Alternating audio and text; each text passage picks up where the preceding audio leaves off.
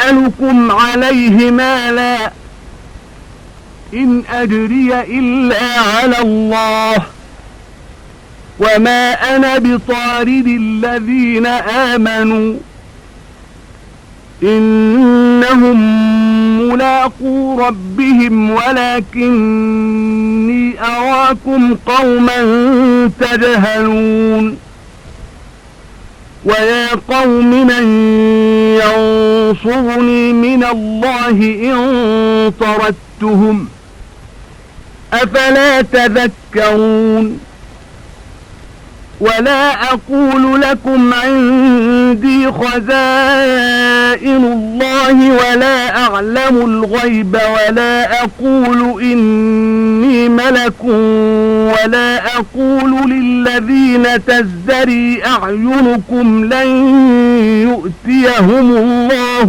خيرا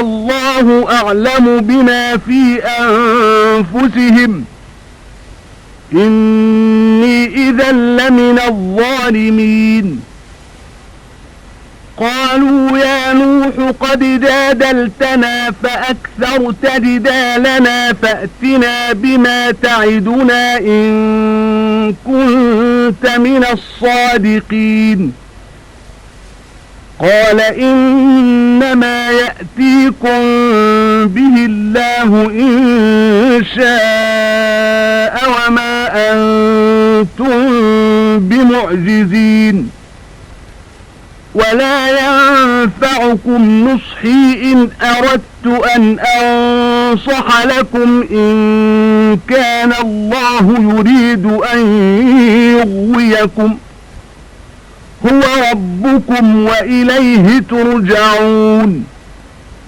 أم يقولون افتراه قل إن افتريته فعلي إجرامي وأنا بريء مما تجرمون அன்றியும் என் சமூகத்தவர்களே, அல்லாஹுவின் கட்டளையை எடுத்துச் சொல்வதற்காக நான் உங்களிடம் எந்த பொருளையும் கேட்கவில்லை. என்னுடைய கூலி அல்லாஹுவிடமே அன்றி உங்களிடம் இல்லை. எனவே ஈமான் கொண்டவர்களை அவர்கள் நிலை எப்படி இருப்பினும் நான் விரட்டி விடுபவன் அல்லன். நிச்சயமாக அவர்கள் தம் இறைவனை நன்மையுடன் சந்திப்பவர்களாக இருக்கின்றனர். ஆனால் உங்களையோ அறிவில்லா சமூகத்தவர்களாகவே நான் காண்கிறேன். என் சமூகத்தவர்களே, நான் அவர்களை விரட்டிவிட்டால் அல்லாஹுவின் தண்டனையிலிருந்து எனக்கு உதவி செய்பவர் யார்? இதை நீங்கள் சிந்திக்க வேண்டாமா? அல்லாஹுடைய பொக்கிஷங்கள் என்னிடம் இருக்கின்றன என்று நான் உங்களிடம் கூறவில்லை. மறைவானவற்றை நான் அறிந்தவனும் அல்லன். நிச்சயமாக நான் ஒரு மலக்கு என்றும் நான் கூறவில்லை. எவர்களை உங்களுடைய கண்கள் இழிவாக நோக்குகின்றனவோ அவர்களுக்கு அல்லாஹ் யாதொரு நன்மையும் அளிக்க மாட்டான் என்று நான் கூறவில்லை. அவர்களின் இதயங்களில் உள்ளதை அல்லாஹ்வே நன்கு அறிந்தவன். உண்மைகளுக்கு மாறாக நான் எதுவும் செய்தால் நிச்சயமாக நானும் அநியாயக்காரர்களில் ஒருவனாகி விடுவேன். அதற்கு அவர்கள், நூஹே, நிச்சயமாக நீர் எங்களுடன் தர்க்கம் செய்தீர், அதிகமாகவே நீர் எங்களுடன் தர்க்கம் செய்தீர். எனவே நீர் உண்மையாளராக இருந்தால் எங்களை நீர் அச்சமூட்டுகின்ற அந்த வேதனையை கொண்டு வாரும் என்று கூறினார்கள். அதற்கு அவர், நிச்சயமாக அல்லாஹ் நாடினால் அதை உங்கள் மீது கொண்டு வருபவன் அவனே ஆவான். அதை நீங்கள் தடுத்துவிடக் கூடியவர்களும் அல்லர் என்று கூறினார். நான் உங்களுக்கு நல்லுபதேசம் செய்ய கருதினாலும் உங்களை வழிகேட்டிலேயே விட்டு வைக்க அல்லாஹ் நாடியிருந்தால் என்னுடைய நல்லுபதேசம் உங்களுக்கு யாதொரு பயனும் அளிக்காது. அவன்தான் உங்களை படைத்து பரிபாலிக்கும் உங்களுடைய இறைவன். அவனிடமே நீங்கள் மீண்டும் கொண்டு வரப்படுவீர்கள் என்றும் கூறினார். நபியே, நீர் இதை கூறும்போது இதனை இவர் இட்டுக்கட்டி சொல்கிறார் என்று கூறுகிறார்களா? அதற்கு நீர் கூறும், நான் இதனை இட்டுக்கட்டி சொல்லியிருந்தால் என் மீதே என் குற்றம் சாரும். நீங்கள் செய்யும் குற்றங்களிலிருந்து நான் நீங்கியவன் ஆவேன். وَأُوحِيَ إِلَى نُوحٍ أَنَّهُ لَن يُؤْمِنَ مِن قَوْمِكَ إِلَّا مَن قَدْ آمَنَ فَلَا تَبْتَئِسْ بِمَا كَانُوا يَفْعَلُونَ واصنع الفلك بأعيننا ووحينا ولا تخاطبني في الذين ظلموا إنهم مغرقون ويصنع الفلك وكلما مر عليه ملأ من قومه سخروا منه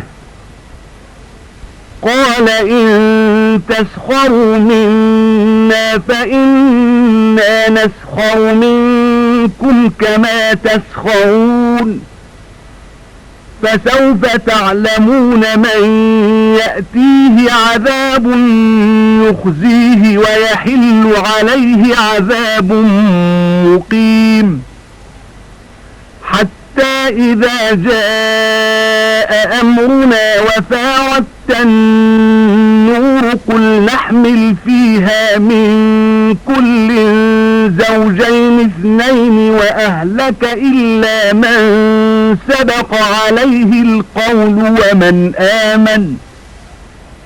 وما آمن معه إلا قليل. மேலும் நூஹுவுக்கு வஹி அறிவிக்கப்பட்டது, முன்னர் ஈமான் கொண்டவர்களை தவிர இனி உம்முடைய சமூகத்தாரில் நிச்சயமாக எவரும் நம்பிக்கை கொள்ள மாட்டார். ஆதலால் அவர்கள் செய்வதை பற்றி நீர் விசாரப்படாதீர். நம் பார்வையில் நம் வஹி அறிவிப்புக்கு ஒப்ப ஒரு கப்பலை கட்டும்.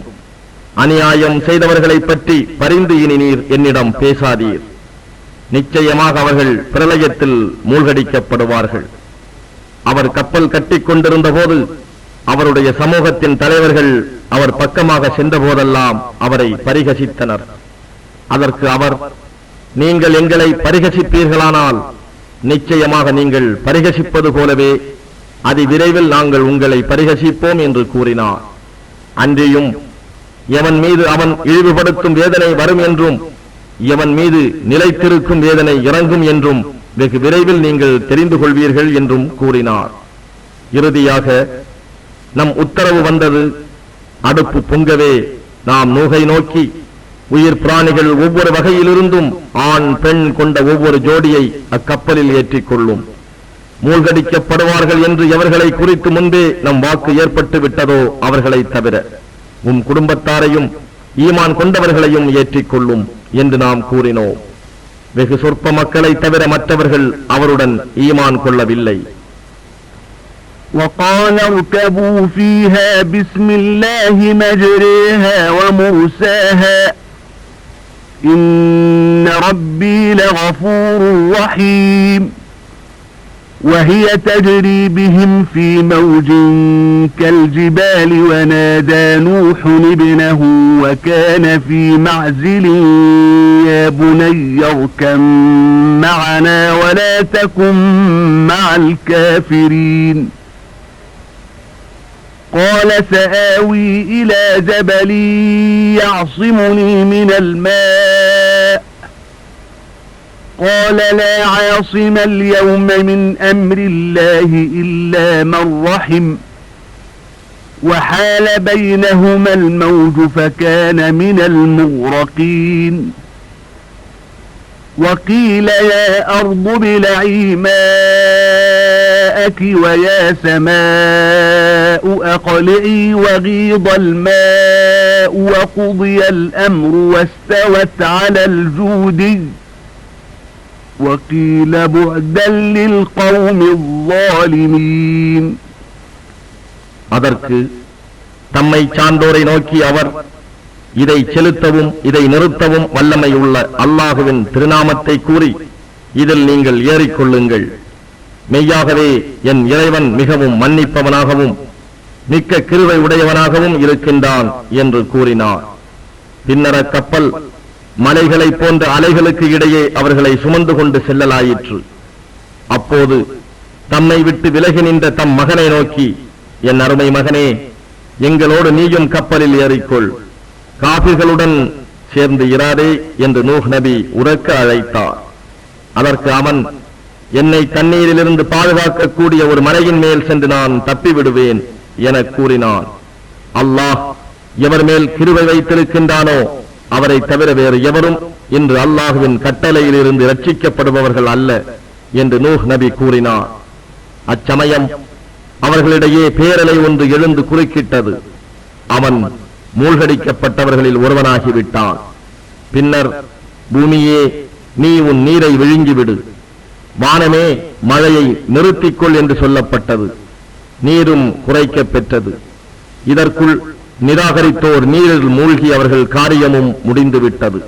கப்பல் ஜூதி மலை மீது தங்கியது. அநியாயம் செய்த மக்களுக்கு இத்தகைய அழிவுதான் என்று கூறப்பட்டது. ونادى نوح ربه فقال رب إن ابني من أهلي وإن وعدك الحق وأنت أحكم الحاكمين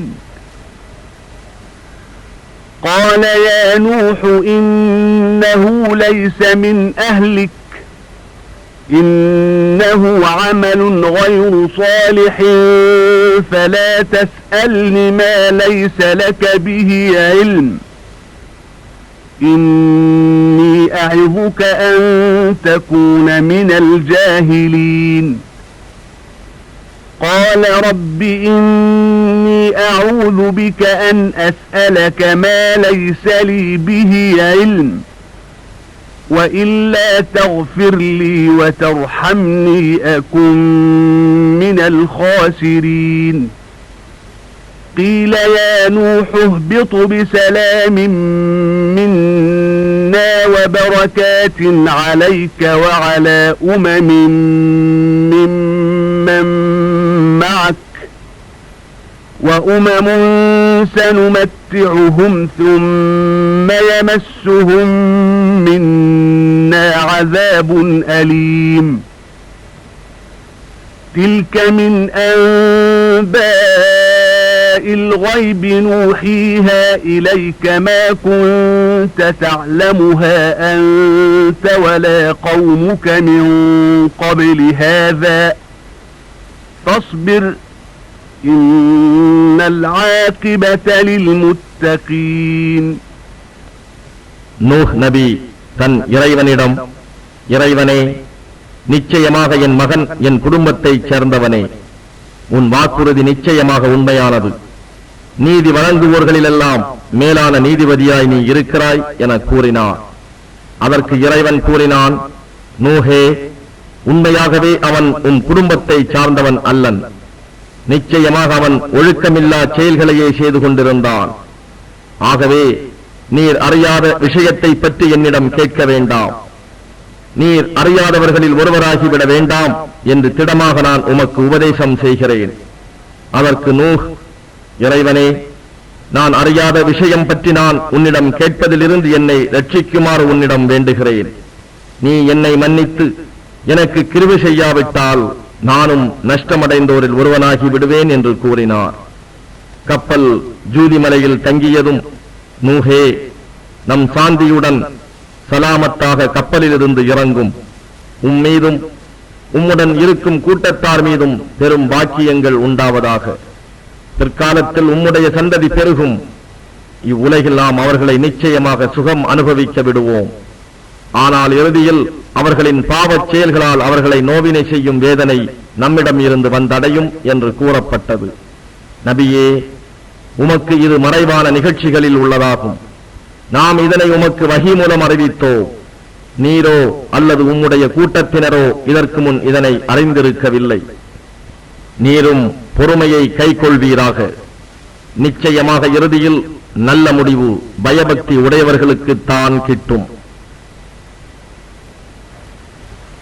وإلى عاد أخاهم هودا قال يا قوم اعبدوا الله ما لكم من إله غيره إن أنتم إلا مفترون يا قوم لا أسألكم عليه أجرا إن أجري إلا على الذي فطرني أفلا تعقلون ويا قوم استغفروا ربكم ثم توبوا إليه يرسل السماء عليكم مدرارا ويزدكم قوة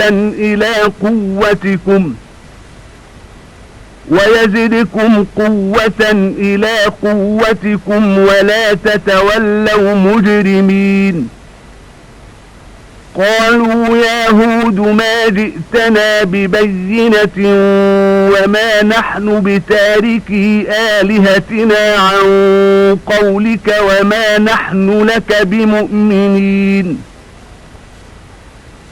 إن نقول إلا اعتراك بعض آلهتنا بسوء قال إني أشهد الله واشهدوا أني بريء مما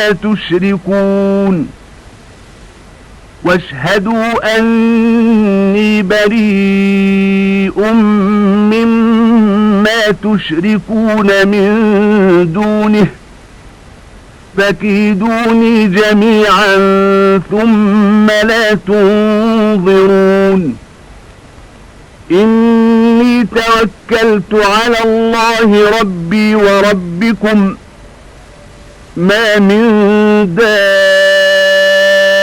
دابة إلا هو آخذ بناصيتها إن ربي على صراط مستقيم ஆது சமூகத்தாரிடம் அவர்களுடைய சகோதரர் ஹூதை நம் தூதராக அனுப்பி வைத்தோ.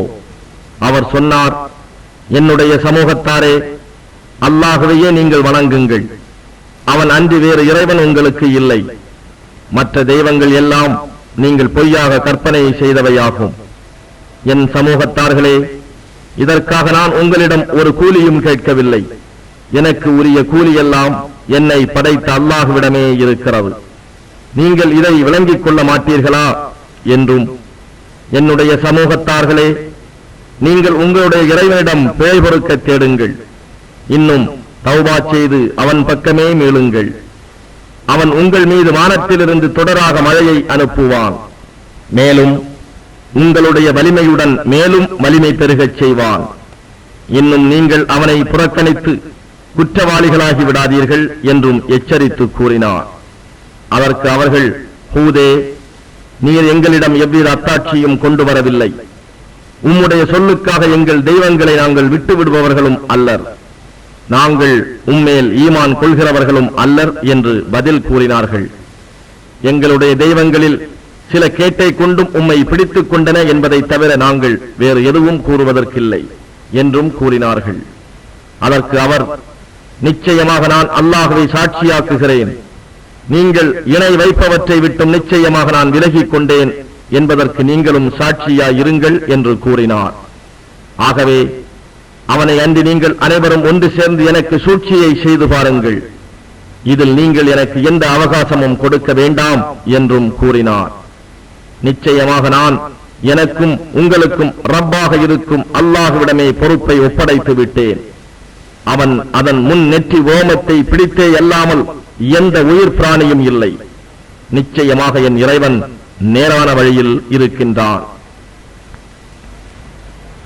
فَإِن تَوَلَّوْا فَقَدْ أَبْلَغْتُكُم مَّا أُرْسِلْتُ بِهِ إِلَيْكُمْ وَيَسْتَخْلِفُ رَبِّي قَوْمًا غَيْرَكُمْ وَلَا تَضُرُّونَهُ شَيْئًا إِنَّ رَبِّي عَلَى كُلِّ شَيْءٍ حَفِيظٌ.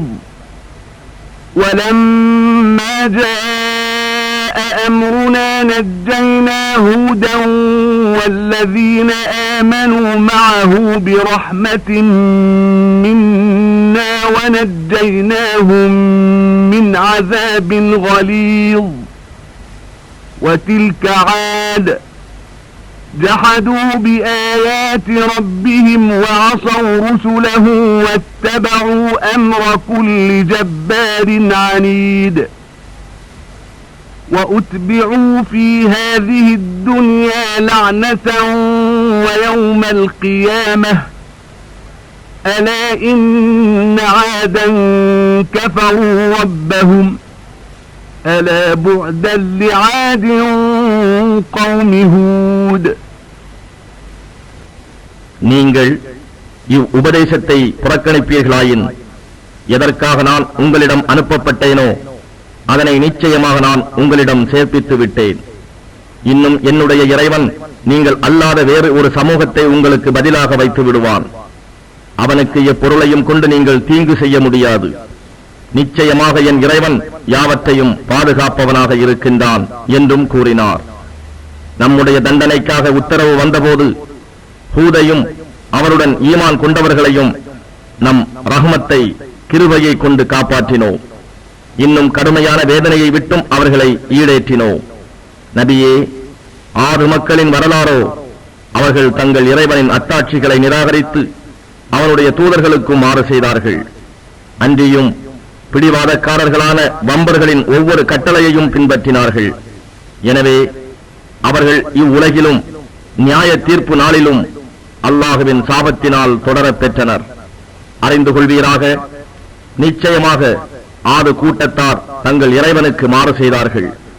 இன்னும் அறிந்து கொள்வீராக, ஹூதுடைய ஆது கூட்டத்தாருக்கு கேடுதான்.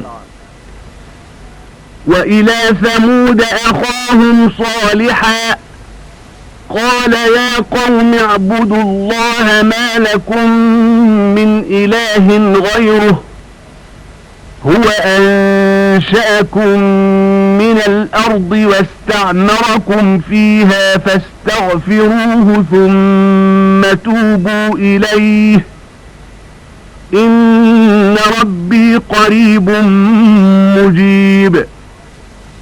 قالوا يا صالح قد كنت فينا مرجوا قبل هذا أتنهانا أن نعبد ما يعبد آباؤنا وإننا لفي شك مما تدعونا إليه مريب.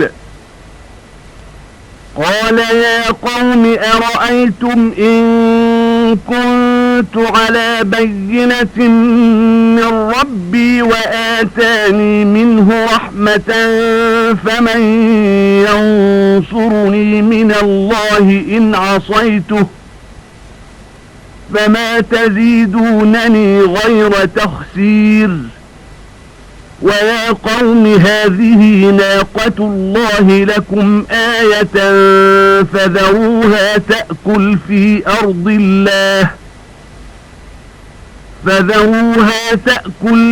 أرض الله ولا تمسوها بسوء فيأخذكم عذاب قريب.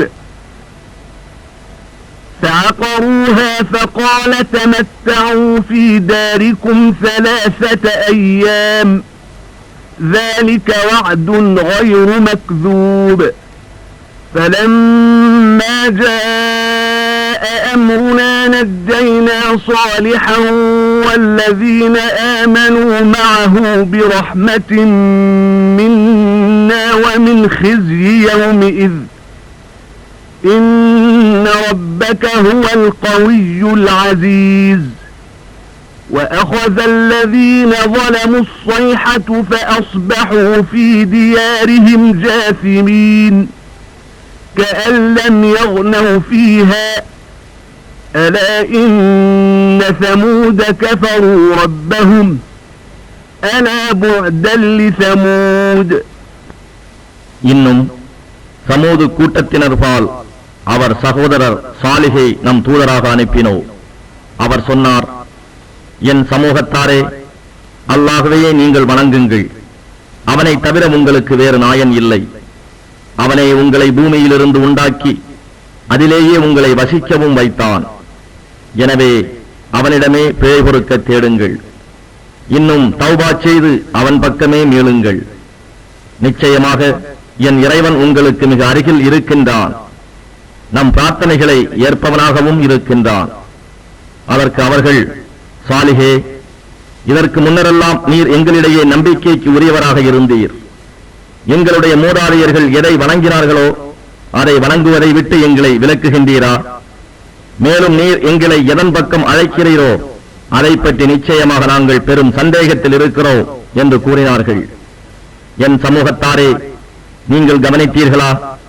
நான் என் இறைவனிடத்திலிருந்து தெளிவான அத்தாட்சியை பெற்றிருக்க, அவன் தன்னிடம் இருந்து எனக்கு அருளும் வழங்கியிருக்க, நான் அவனுக்கு மாறு செய்தால் அல்லாஹ்வை விட்டும் எனக்கு உதவி செய்பவர் யார்? நீங்களோ எனக்கு இழப்பை தவிர வேறு எதையும் அதிகமாக்கிவிட மாட்டீர்கள் என்று அவர் கூறினார். அன்றியும் என் சமூகத்தாரே, உங்களுக்கு ஒரு அத்தாட்சியாக இதோ, இது அல்லாஹ்வுடைய ஒரு பெண் ஒட்டகம். ஆகவே அல்லாஹ்வின் பூமியில் எதேச்சையாக அதை மேய விட்டு விடுங்கள். எந்த விதமான தீங்கும் செய்ய கருதி அதை தீண்டாதீர்கள். அப்படி நீங்கள் செய்தால் அதி சீக்கிரத்தில் உங்களை வேதனை பிடித்துக் கொள்ளும் என்றும் கூறினார். ஆனால் அவர்கள் அதன் குதிங்கால் நரம்பை துண்டித்து விட்டார்கள். ஆகவே அவர் அம்மக்களிடம், நீங்கள் உங்களுடைய வீடுகளில் 3 நாள்களுக்கு சுகமனுபவியுங்கள், பின்னர் உங்களுக்கு அழிவு வந்துவிடும். இது பொய்ப்பிக்க முடியாத வாக்குறுதியாகும் என்று கூறினார். அவ்வாறே நம்முடைய கட்டளை வந்தபோது நாம் சாலிகையும் அவருடன் ஈமான் கொண்டவர்களையும் நம்முடைய அருளினால் அந்நாளில் இழிவிலிருந்து காப்பாற்றிவிட்டோம். நபியே, நிச்சயமாக உம்முடைய இறைவன் வல்லமை மிக்கவனாகவும் யாவரையும் மிகைத்தவனாகவும் இருக்கின்றான். அநியாயம் செய்து கொண்டிருந்தவர்களை பயங்கரமான பேரிடி முழக்கம் பீடித்துக் கொண்டது. அதனால் அவர்கள் காலையில் தங்கள் வீடுகளிலேயே அழிந்து போய் கிடந்தனர். அதற்கு முன் அவர்கள் அவற்றில் ஒரு காலத்திலும் வசித்திருக்காததைப் போல் அழிக்கப்பட்டனர். நிச்சயமாக சமூக கூட்டத்தினர் தங்கள் இறைவனை நிராகரித்தனர். அறிந்து கொள்வீர்களாக, சமூக கூட்டத்தினருக்கு நாசம்தான்.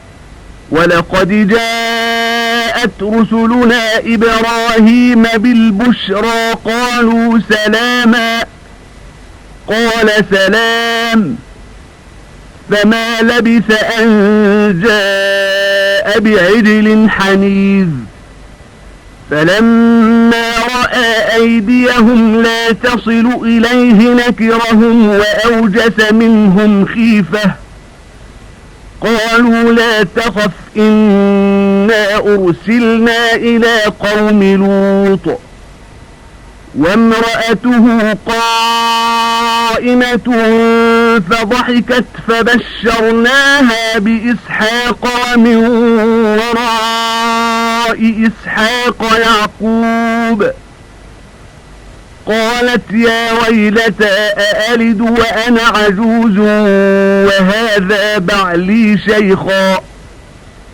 إن هذا لشيء عجيب قالوا أتعجبين من أمر الله رحمة الله وبركاته عليكم أهل البيت إنه حميد مجيد فلما ذهب عن إبراهيم الروع وجاءته البشرى يجادلنا في قوم لوط إن إبراهيم لحليم أواه منيب يا إبراهيم أعرض عن هذا إنه قد جاء أمر ربك وإنهم آتيهم عذاب غير مردود நிச்சயமாக நம் தூதர்கள் வானவர்கள் இப்ராஹீமுக்கு நன்மாராயம் நற்செய்தி கொண்டு வந்து சலாம் சொன்னார்கள். இப்ராஹீமும் பதிலுக்கு வஸ்ஸலாம் என்று சொன்னார். அதன் பின்னர் அவர்கள் உண்பதற்காக சுட்ட கன்றின் இறைச்சியை கொண்டு வருவதில் தாமதிக்கவில்லை. ஆனால் அவர்களுடைய கைகள் அதன் உணவின் பக்கம் செல்லாததைக் கண்டு அவர் அவர்களை பற்றி ஐயப்பட்டார். அவர்கள் மீது அவருக்கு பயமும் ஏற்பட்டு விட்டது. ஆனால் அவர்களோ அவரை பார்த்து, பயப்படாதீர், நிச்சயமாக நாங்கள் லூத்துடைய சமூகத்தார்பால் அனுப்பப்பட்டிருக்கிறோம் என்று கூறினார்கள். அப்போது அவருடைய மனைவியும் அங்கு நின்று கொண்டிருந்தார். இன்னும் அவர் சிரித்தார். அவருக்கு நாம் இஸ்ஹாக்கை பற்றியும் அவருக்கு பின் யாக்கூபை பற்றியும் நன்மாராயம் கூறினோம். அதற்கு அவர் கூறினார், கைசேதமே, நான் முதியவளாகவும் இதோ என் கணவர் முதியவராகவும் இருக்கும் நிலையில் நான் குழந்தை பெறுவேனா? நிச்சயமாக இது ஆச்சரியமான விஷயம்தான். அதற்கு அவர்கள், அல்லாஹுவின் கட்டளையை பற்றி ஆச்சரியப்படுகிறீரா? அல்லாஹுவின் ரஹ்மத்தும் அவனுடைய பரக்கத்தும் அருளும் பாக்கியமும் இவ்வீட்டில் உள்ள உங்கள் மீது உண்டாவதாக.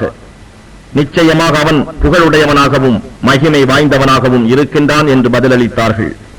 இது கேட்டு இப்ராஹீமை விட்டு பயம் நீங்கி நன்மாராயம் அவருக்கு வந்ததும் லூத்துடைய சமூகத்தாரை பற்றி நம்மிடம் வாதிடலானார். நிச்சயமாக இப்ராஹீம் சகிப்புத்தன்மை உடையவராகவும் இளகிய மனம் கொண்டவராகவும் எதற்கும் இறைவன் பக்கம் முகம் திருப்புபவராகவும் இருந்தார். இப்ராஹீமே, அம்மக்கள் மீது கொண்ட இரக்கத்தால் இதை பற்றி வாதிடாது இவ்விஷயத்தை நீர் புறக்கணியும். ஏனெனில் உம்முடைய இறைவனின் கட்டளை நிச்சயமாக வந்துவிட்டது.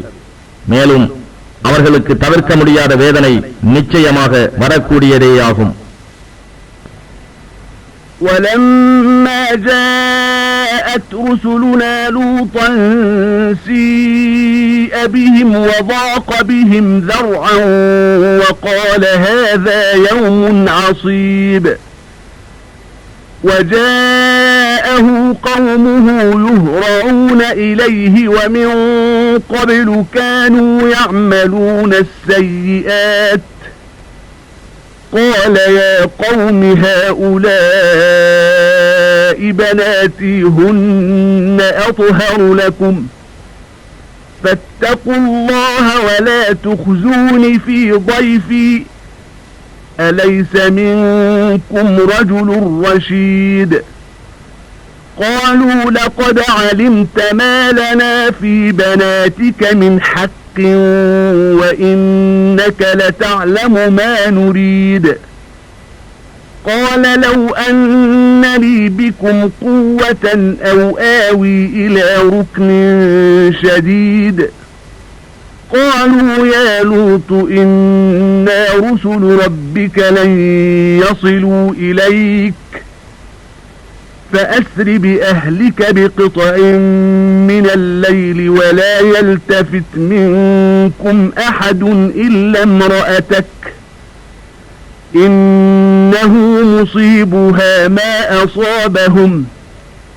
إن موعدهم الصبح أليس الصبح بقريب فلما جاء أمرنا جعلنا عاليها سافلها وأمطرنا عليها حجارة من سجيل منضود مسومة عند ربك وما هي من الظالمين ببعيد.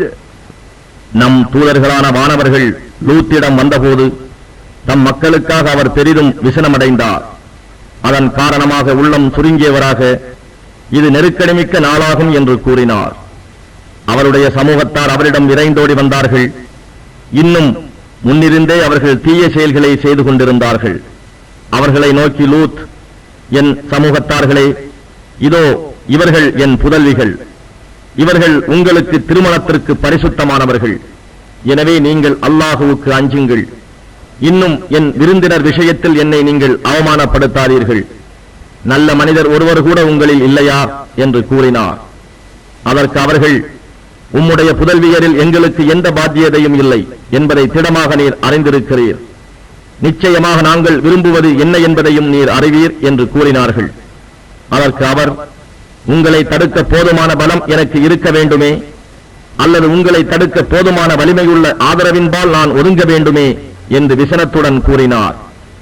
விருந்தினராக வந்த வானவர்கள் கூறினார்கள், மெய்யாகவே நாம் உம்முடைய இறைவனின் தூதர்களாகவே இருக்கின்றோம்.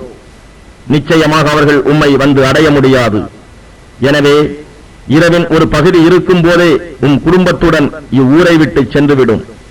உம்முடைய மனைவியை தவிர உங்களில் யாரும் திரும்பி பார்க்க வேண்டாம்.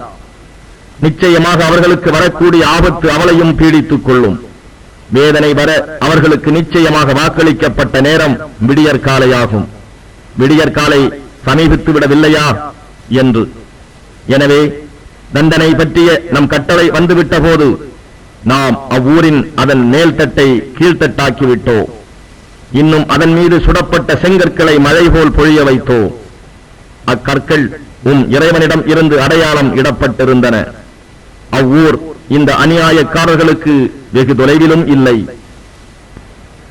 وإلى مدين أخاهم شعيبا قال يا قوم اعبدوا الله ما لكم من إله غيره ولا تنقصوا المكيال والميزان إني أراكم بخير وإني أخاف عليكم عذاب يوم محيط ويا قوم أوفوا المكيال والميزان بالقسط ولا تبخسوا الناس أشياءهم ولا تعثوا في الأرض مفسدين بقية الله خير لكم إن كنتم مؤمنين وما أنا عليكم بحفيظ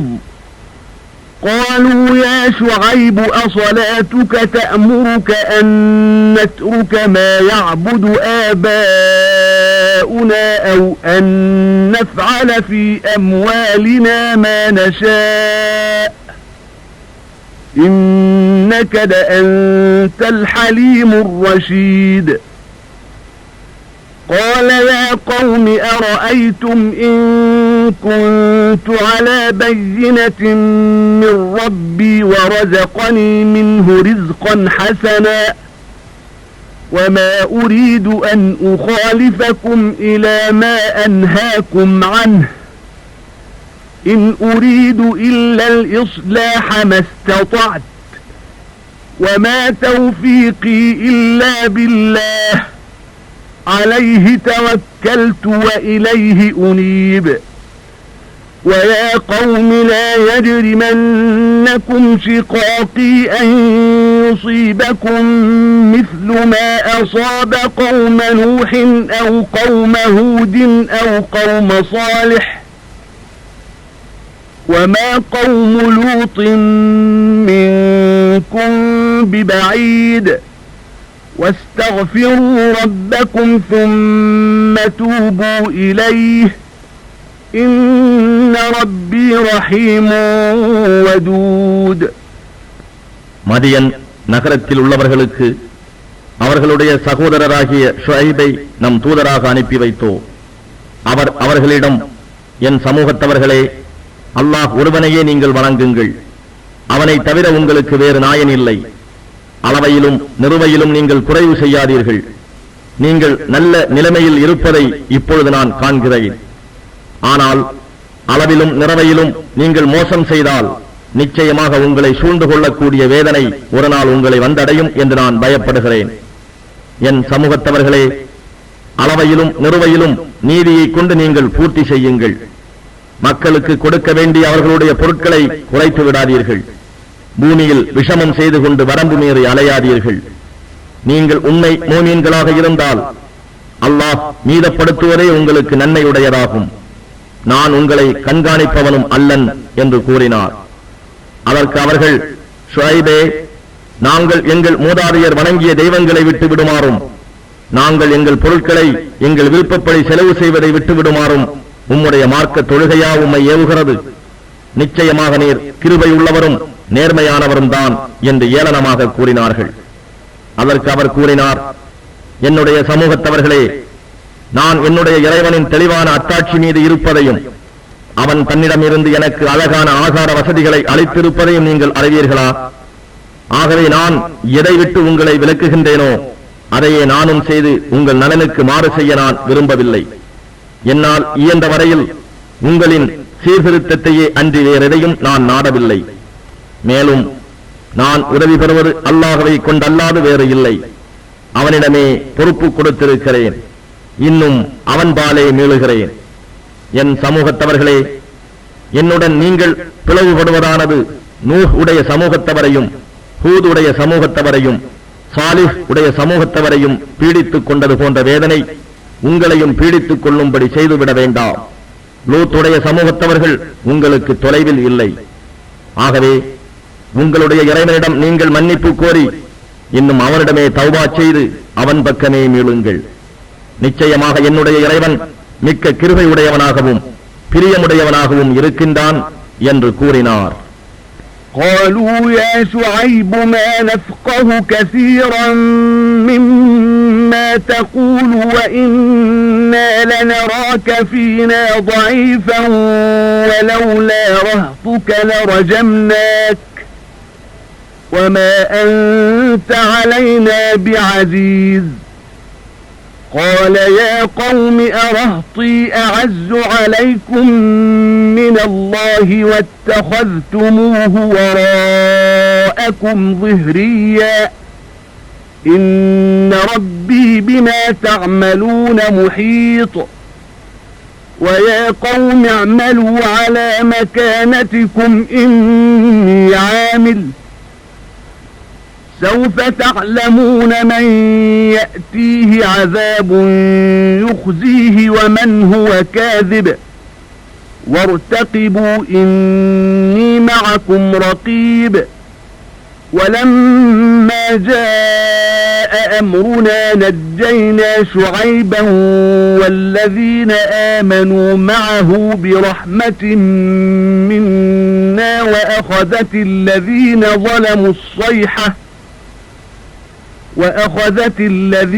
ظلموا الصيحة فأصبحوا في ديارهم جاثمين كأن لم يغنوا فيها ألا بعدا لمدين كما بعدت ثمود. அதற்கு அவர்கள், ஷுஐபே, நீர் சொல்பவற்றில் பெரும்பாலானதை நாங்கள் புரிந்து கொள்ள முடியவில்லை. நிச்சயமாக உம்மை எங்களிடையே பலகீனராகவே நாங்கள் காண்கின்றோம். குடும்பத்தார் இல்லை என்றால் உம்மை கல்லறிந்தே நாங்கள் கொண்டிருப்போம். நீர் எங்களில் மதிப்புக்குரியவர் அல்லர் என்று கூறினார்கள். அதற்கு அவர் கூறினார், என் சமூகத்தவர்களே, அல்லாஹ்வை விட உங்களுக்கு என்னுடைய குடும்பத்தார் அதிக மதிப்புடையவர்களாக விட்டார்களா? நீங்கள் அவனை முதுகுக்கு பின் தள்ளி புறக்கணித்து விட்டீர்கள். நிச்சயமாக என்னுடைய இறைவன் நீங்கள் செய்யும் செயல்களை எல்லா பக்கங்களிலும் சூழ்ந்து அறிந்து கொண்டுதான் இருக்கின்றான். என் சமூகத்தவர்களே, நீங்கள் உங்களுக்கு இசைந்தவாறு செய்து கொண்டிருங்கள். நானும் எனக்கு இசைந்தவாறு செய்து கொண்டிருக்கிறேன். இழிவு தரும் வேதனை யாரை வந்தடையும் என்பதையும் பொய்யர் யார் என்பதையும் சீக்கிரமே நீங்கள் அறிந்து கொள்வீர்கள்.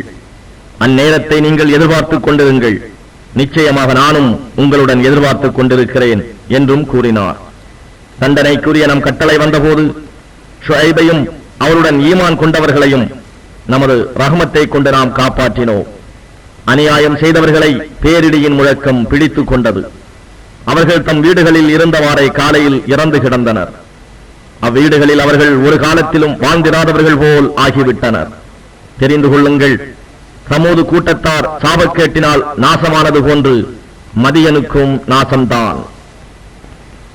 وَلَقَدْ أَرْسَلْنَا مُوسَى بِآيَاتِنَا وَسُلْطَانٍ مُبِينٍ إِلَى فِرْعَوْنَ وَمَلَئِهِ فَاتَّبَعُوا أَمْرَ فِرْعَوْنَ وَمَا أَمْرُ فِرْعَوْنَ بِرَشِيدٍ يَقْدُمُ قَوْمَهُ يَوْمَ الْقِيَامَةِ فَأَوْرَدَهُمُ النَّارَ وَبِئْسَ الْوِرْدُ الْمَوْرُودُ